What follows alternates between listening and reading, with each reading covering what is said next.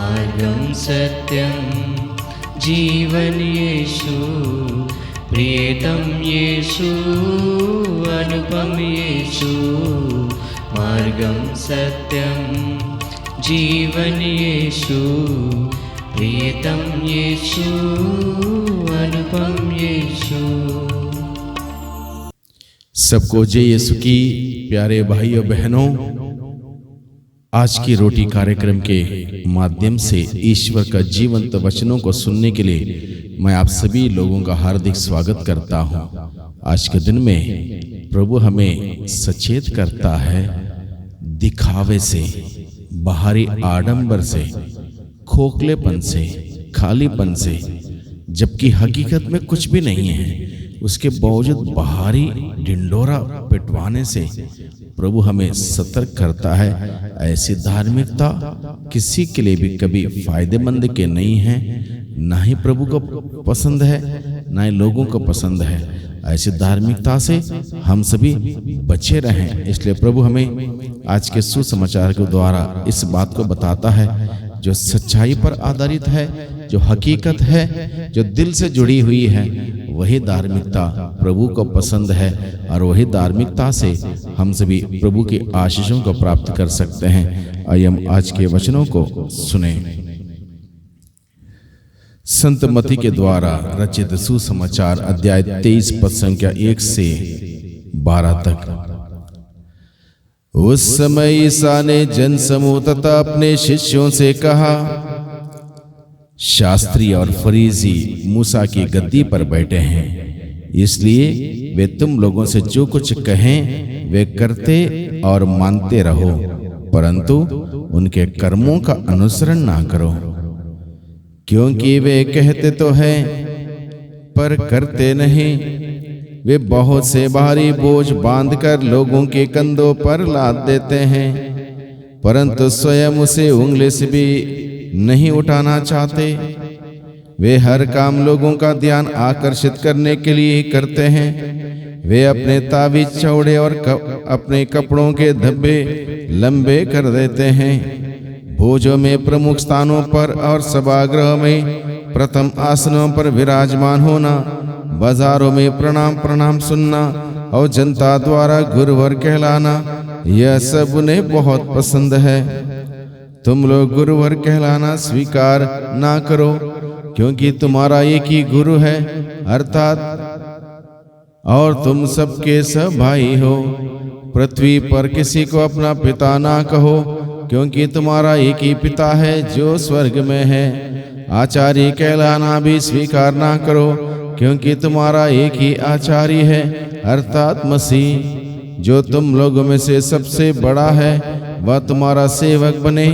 जो अपने को बड़ा मानता है वह छोटा बनाया जाएगा, और जो अपने को छोटा मानता है वह बड़ा बनाया जाएगा।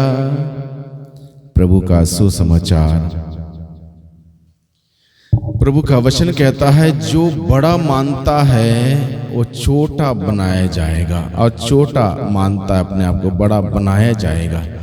यानी कि प्रभु का मूल्य सिद्धांत, प्रभु की फिलॉसफी यह है, जो प्रभु के दृष्टि में बड़ा होना चाहता है उसको विनम्र और विनीत होने की जरूरत है।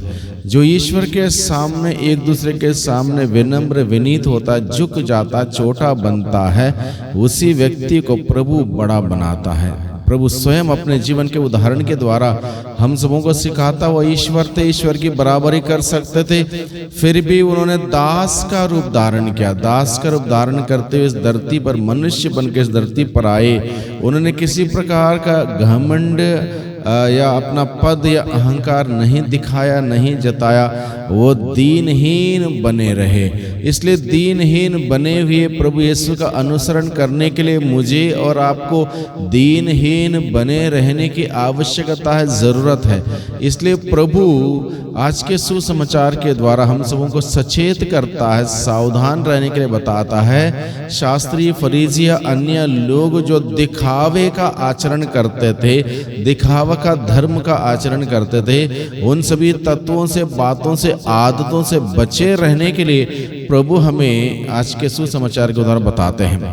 बहुत बार हम लोग इंसान होने के नाते दिखावा करना पसंद करते हैं, ढोंग रचना पसंद करते हैं। मैं सबसे बड़ा हूँ, मैं मालिक हूँ, या मैं बॉस हूँ, मैं इंचार्ज हूँ, मैं वो हूँ, मैं ये हूँ। ऐसी भावना हम सबों के मन में आती है, लेकिन हकीकत ये है हम में कुछ भी नहीं है।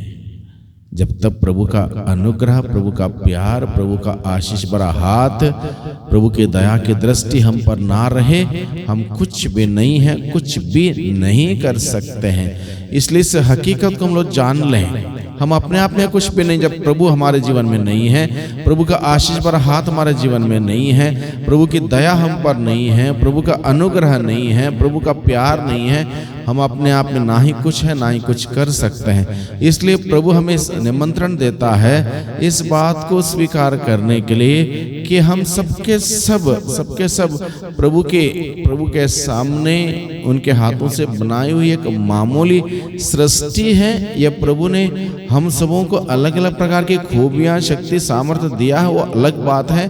और अन्यथा हम अपने आप में किसी बात का एक घमंड या अहंकार ना ही दिखा सकते हैं, ना ही जता सकते हैं, ना ही बता सकते हैं। हमें चाहिए कि हम बड़े ईमानदारी से, बड़े सत्यता के साथ, बड़े हकीकत में उस प्रभु के सामने विनम्र विनीत होकर उस प्रभु का अनुसरण करें। किसी बात का ढोंग, किसी प्रकार का बाहरी दिखावा आचरण ना करें, क्योंकि प्रभु स्वयं इन बातों को पसंद नहीं करता है। शास्त्री फरीसियों ने सोचा कि दिखावा करने से, धर्म का आचरण करने से, उपवास करने से और दशमांश देने से, लंबी लंबी प्रार्थना करने से उनकी सुनवाई होगी, और इस प्रकार से बहुत बड़ा डिंडोरा वो पिटवाते थे। लेकिन प्रभु ने कहा, धिक्कार तुम लोगों शास्त्री फरीसियों, तुम बाहर से तो बहुत अच्छे लगते हो, दुनिया के सामने बहुत सुंदर लगते हो, बहुत धार्मिक लगते हो, लेकिन हकीकत यह है तुम कब्र के बांती हो। बाहर से तो अच्छे लगते हो, तुम्हारे अंदर सड़ी गली बातें हैं। इसलिए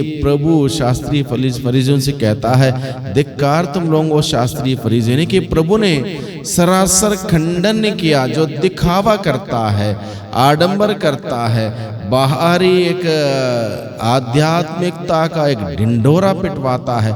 उन सभी बातों का प्रभु ने सरासर खंडन किया, नकार दिया ऐसी बातों को, ऐसी आदतों को, ऐसे सोच विचार को। और प्रभु ने वही पसंद किया जो हकीकत है, जो ईमानदारी से है, जो दिल से जुड़ा हुआ है, जो व्यक्ति को आध्यात्मिक जीवन में आगे बढ़ा सकता है, जो व्यक्ति को आध्यात्मिक जीवन में तरक्की की ओर ले जा सकता है। ऐसी बातों को ही प्रभु ने प्राथमिकता दी। इसलिए आज के दिन में प्रभु हम सबों को बुलाता है, भाइयों बहनों, कहीं मेरे जीवन में शास्त्रीय फरीसियों की आदत तो नहीं है, कहीं मेरे जीवन में शास्त्रीय फरीसियों के बांधी बाहरी दिखावा तो नहीं है, मेरे धर्म के आचरण को लेकर मैं डिंडोरा तो नहीं पिटवाता हूँ। इन सभी बातों पर ध्यान दें, सतर्क रहें, सचेत रहें। कहीं ऐसी बात होगी सब कुछ बेकार हो जाएगा। 40 का समय अनुग्रह का समय है। किसी प्रकार का दिखावा करेंगे, हम प्रभु के प्यार को, प्रभु के आशीषों को प्राप्त करने से हम वंचित रहेंगे। इसलिए प्रभु पसंद नहीं करता। हम ईमानदारी पर आए, हकीकत पर आए, सच्चाई पर आए, पूरे दिल से, पूरे मन से, पूरे आत्मा से प्रभु के साथ जुड़े रहें, ताकि प्रभु हम सबों को आशीष प्रदान करें। आइए हम आज के दिन में प्रभु से प्रार्थना करें। सर्वशक्तिमान पिता परमेश्वर, धन्यवाद देते हैं आज के जीवंत वचनों के लिए। आज के दिन में प्रभु आपने अपने जीवंत वचनों के द्वारा हम सबों से बातें की, हम सबों को सिखाया है कि आपके दृष्टि में कौन सी बात अच्छी है, कौन सी बात अच्छी नहीं है, कौन सी बात आपको पसंद है, कौन सी बात आपको पसंद नहीं है। प्यारे प्रभु जी, 40 की इस अवधि में हम सभी आपके दृष्टि में जो उचित है, अच्छा है, जो बातें, जो आदतें आपको पसंद है, उन्हीं बातों को हम आजमाएं, अपनाएं, उसके अनुसार जीवन व्यतीत करें, ताकि प्रभु हमारे जीवन के द्वारा आपकी महिमा होने पाए और हम सभी आपकी महिमा देख पाए। हमारे इस त्याग तपस्या में, इस जीवन के द्वारा आपसे विशेष आशीष और कृपाओं को हम सभी प्राप्त करते रह सकें। दुआ करते हैं उद्धारकर्ता यीशु मसीह के नाम से, आमीन।